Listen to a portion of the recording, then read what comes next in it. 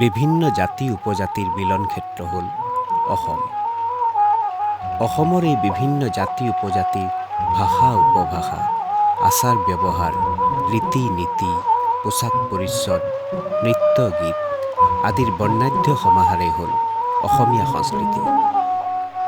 ভৌগোলিক অঞ্চলভেদে, জাতি উপজাতি ভেদে অসমীয়া সংস্কৃতিৰ ৰং আৰু ৰূপৰ প্ৰভেদ দেখা যায়।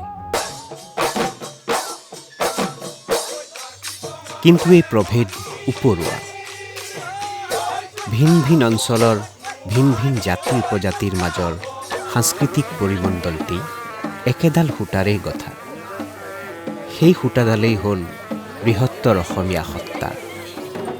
এই সত্তাই অসমীয়া সংস্কৃতিক বৈচিত্ৰ্যৰ মাজত ঐক্য প্ৰদান কৰিছে।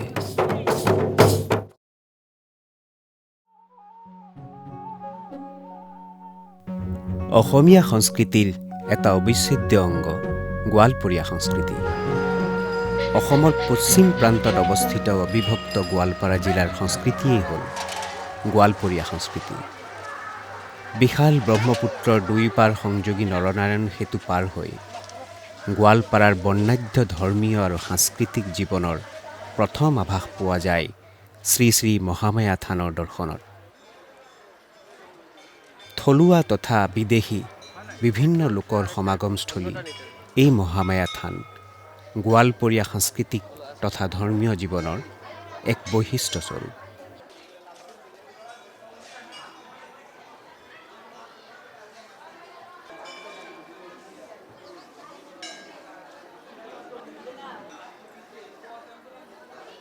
যিদৰে বৈশিষ্ট্যপূৰ্ণ হ'ল ইতিহাস প্ৰসিদ্ধ গদাধৰ নৈ আৰু গদাধৰ নৈৰ লোকসংস্কৃতি মূলতঃ বিভিন্ন লোকসাহিত্য, লোকনৃত্য আৰু লোকাচাৰ লোকবিশ্বাস আদিৰে গঠিত।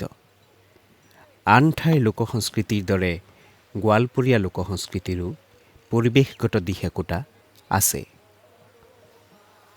গোৱালপৰীয়া লোকসংস্কৃতিৰ এক অপৰিহাৰ্য অংগ কুশান গান প্ৰধানতঃ এক লোকপৰিৱেশ কলা, ফ'ক পাৰফৰ্মিং আৰ্ট।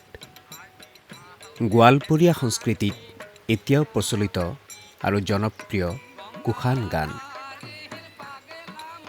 গোৱালপাৰা জিলাৰ পশ্চিম অঞ্চলত প্ৰচলিত কুশান গান হ'ল সংগীতৰ ধ্ৰুপদী আৰু দেশী ধাৰাৰ সংমিশ্ৰণত গঢ়ি উঠা এক শ্ৰেণীৰ গীত। সম্ভৱতঃ সপ্তদশ শতিকামানত এইবিধ সংগীতৰ উৎপত্তি হৈছিল। ধ্ৰুপদী পৰম্পৰাৰ পৰা পিছ হুহুকি আহি থলুৱা উপাদান মিহলি হৈ কুশান গীতৰ ধাৰাৰ প্ৰচলন হৈছিল বুলি পণ্ডিতসকলে কয়।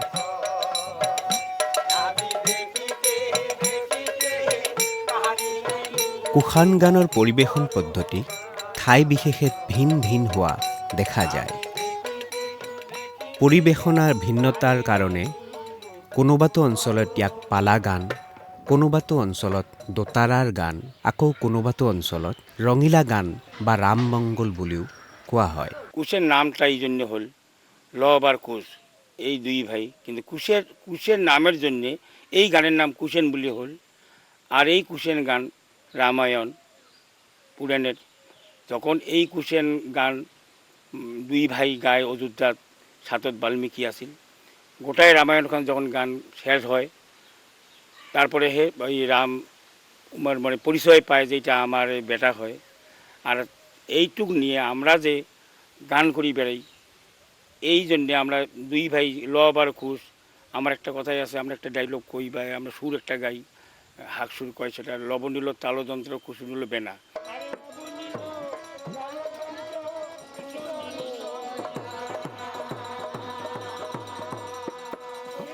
রাম নাম গাইতে গাইতে যায় অযোধ্যা লাগিয়া। তো এই যে কথা, এই একটা আমরা এই গোটাই রামায়ণের ফ্যাক্টটা, সপ্তকাণ্ড রামায়ণ, তার একটা কাণ্ড একটা পালা হয় যদিও, এই পালার গানে আমরা কি করি, আমার তার বাইন থাকে একটা বাজনাদার, সারিন্দে বাজা, হারমোনিয়াম বাজা, তাল বাজা, এগুলো গান হয়। কিন্তু তার সাথে থাকে ছকুরি। ছকুরিটা নাচে, নৃত্য করে। নৃত্য করা মানে গানের যেটা রূপ ভঙ্গিমার নৃত্য ভাল করে মানুষকে বুঝার জন্য নৃত্যটা করা হয়। আর মেন মূল হল গিদেল আর দোয়ারি, সেই দুজনে হল লব আর কুশ। আপনার নিজে যে যখন পঞ্চ হয়ে যায় ও তাহলে রাস্তা হারিতা তাহলে ভক্তের অধীন ভগবান যদি ভক্ত ইতি যায় তা ভগবানও যদি পাশে পাশে যায় তা মুই তো ওটা ভাবনে মুখটার ভোগ লাগছে। ভোগের কথা নয়, আচ্ছা কথাটা হল আমরা পালা কোনে নেব করবেন না মুই তো জানি না। পালা নেব আমরা যদি লক্ষণের শক্তি ওহো লক্ষণের শক্তিশালী রামের ভাই লক্ষণ। এমন করি আমরা অনেক পরম্পরা, আমার এটা গুরুমুখী বিদ্যা কতদিন থেকে আসছে আমরা খবর পাই না। আমরা গুরুমুখের থেকে শুনিয়ে এই পালা করি আসি, 2টে পালা 3টে পালা আমরা করছি, বাকি সব পালা আমরা জানি না। কিন্তু ইয়েতে আমার নাটকও চলে, নাটকও করা যায় বা করছিও, আমরা অল্প কত করা হয়েছে। এই কুশন গানে এমন করি আমরা অনেক রূপ আছে, তার মাজতে পালার শেষত, পালা শেষ হওয়ার ইয়েতে মানে মানুষক ভাল করে বুঝার জন্য বা একটু ভাল মন ভাল করে রাখার জন্য খালি রামায়ণ কয়া থাকলেই মানুষ অল্প বিয়া পায়, যদিও তার মাজতে আরও পয়ার গানগুলো দেওয়া হয়, যেটা যে পয়ার আমরা বা প্রতিমা পাণ্ডে আজি লোকগীত গাইছে, এই লোকগীতগুলো যদি আমরা কুশনত যখন আমরা করা হয়, দেওয়া হয় কুশন গানত, তখন ওইটা আমার পয়ার গান বলে কোয়া হয়। কুশ তার হাতে থাকবে বেনা, বেনা বেনা বাজে এক তারের বেনা, এই বেনা বাজিয়া ওই রামায়ণ গান কোয়া হবে। কুশান গানৰ একোটা দলত থকা লোকসকলক গীতাল আৰু পালি বুলি কোৱা হয়। সাধাৰণতে গীতালজনে বেনা নামৰ বাদ্যযন্ত্ৰ বজায়, অৱশ্যে কেতিয়াবা দোতাৰাও বজায়। পালিয়ে তেওঁক সহযোগ কৰে।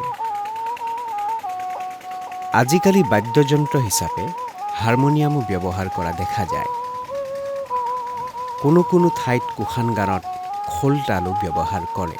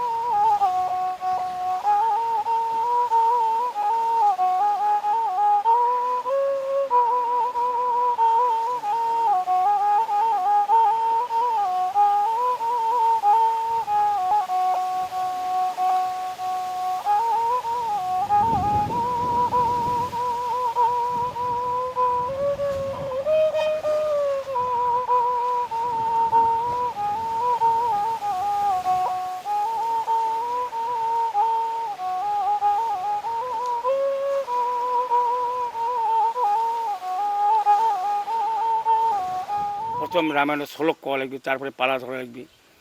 আর এই যে দোয়ারি নাম হল, দোয়ারি মানে একটা কথা, গিদেল একবার কোয়ার পরে এই কথাটা আরও উল্টা করি কোয়ার পরে দোয়ার মানে 2বার 3বার কোয়ার জন্য রাজ্যক বুঝার জন্যে এই বইয়ের নাম হল দোয়ারি। জানে বেশি, যদিও একটু ঢং করে, একটু রহস্য কথা কয়, মানুষক হাস্যরস দেয়, এই গিদেল দোয়ারি এমন করি পালাগান কোয়া হয়। কিন্তু কুশন রামায়ণ হওয়া লাগবে, রামায়ণ না হলে কুশন হয় না। কুশন গানত বাদ্যযন্ত্র মেন আমার খোল থাকবে, খোল বাজালে সেটা মাটির খোল।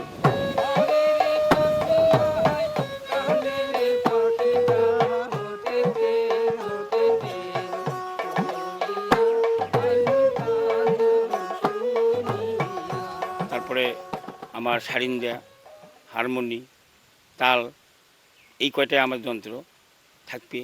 আমরা আগত দুকেন খোল বাজাচ্ছি, এলা এখান দিয়েও চলে, দুকেন বাজা মানছি বাইন পাওয়া যায় না। তারপরে আমার গিদেল দোয়ারির ধুতি পাঞ্জাবি, দোয়ারির পাঞ্জাবি না হয় তো দোয়ারি একটা ফতুয়া টাইপ আছে, খাটো সাইজ দিবার পায়, বা ফুল আছে গেঞ্জি। দোয়ারির গিদেলের পাঞ্জাবি হয় লাগবে। গালাত আগত সাদা চাদর আছিল দেওয়া হয়েছে, কিন্তু এলা আমরা হলদিয়ে গামছা দিয়ে লম্বা গামছা মানে চাদর টাইপ লম্বা করে দেওয়াই লাগবে আর কি গিদেলের। আর বাকি যেগুলো যন্ত্র বাজাবে সকালে ধুতি পাঞ্জাবি গামছা থাকা লাগবে।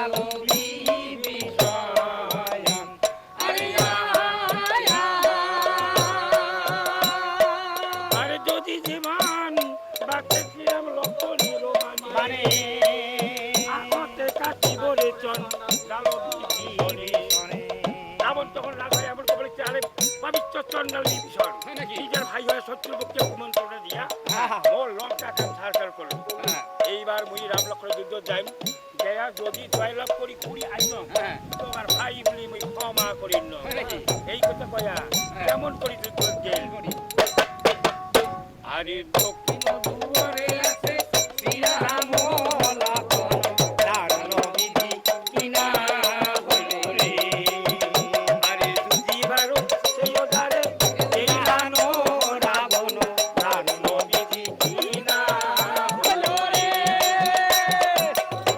ভগ্নি ছিল ভক্তি নাম ধরে দারুণ বিধি কিনা হইল রে আরে যারে মারে শক্তিশাল সেই ওজন মরে দারুণ বিধি কিনা হইল রে অমর পাইবা ঘুরা বাজে আমি কেমনে বাইলা দা অমর পাইবা ঘুরা বাজে আমি কেমনে বাইলা দা আরে খাসিয়া ধরো চিপিয়া ধরো আমি খাসিয়া ধরো চিপিয়া ধরো আমি আসে ফেলাম রে পা আমি আসে ফেলাম রে পা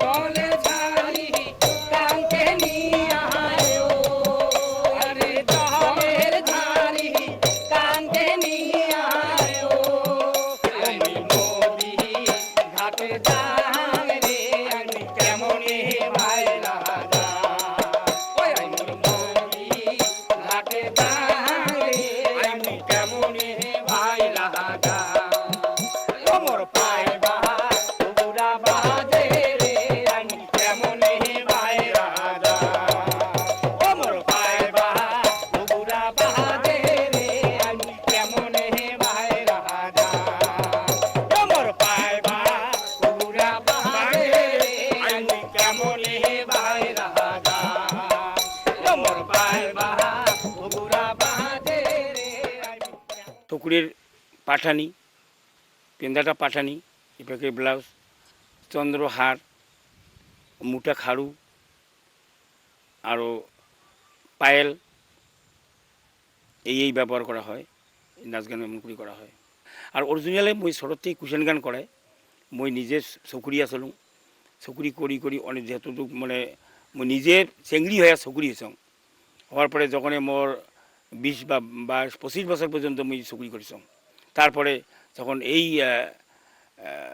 বয়স বেশি হয়ে গেল তখন তো আর চকুরি হওয়া যায় না চেংড়ি হওয়া যায় না তারপরে এলা আগত আমার চ্যাংড়ায় নাচিছে চ্যাংড়ায় চকুরি হয়েছে কিন্তু এলা তো আমরা চ্যাংড়া দরকার নেই মানে চেংড়ি এলা নাচার জন্য মেলা পাওয়া যায় পাওয়া যাওয়ার জন্য আমরা এলা চেংড়ি দিয়ে আমরা কুশন গান করুন আর এই কুশন গান আমার রাজবংশী সম্প্রদায়ের ভিতরে আগত থেকেই হয়ে আছে বা জিলে করছি আমরাই করছি আমার রাজবংশী মানুষই করছি জিলে আমার গুরু আছে ছিলও রাজবংশী এতটুকুই জানো আমার রাজবংশী সম্প্রদায় থেকেই হয়ে আছে আমার গরিপুরেতে এই আমার কুশন গানটা গরিপুরেতে বেশি এলা চলি আছে আরও আমরাও বা মুইও বা আমার মানুষগুলোকেও মুইও করেছেন যাতে কুশন গানটা আগের মতে যাতে ভাল করে বাসে রাখা যায় যাতে নতুন না এসে পরম্পরা বস্তু যাতে রাখার জন্য মুই সরকার অনুরোধ করি আসং আর মুইও এইভাবে কুশন গানটা করি আসং মোর গুরুর কথা অনুযায়ী যে যাতে অন্য কোনো হয় না বা অত আমার রং দেওয়ার কোনো দরকার নেই এইভাবে করিয়েছে আর কি জন্মর বিষয়ে কওয়াটা অসম্ভব জন্ম তো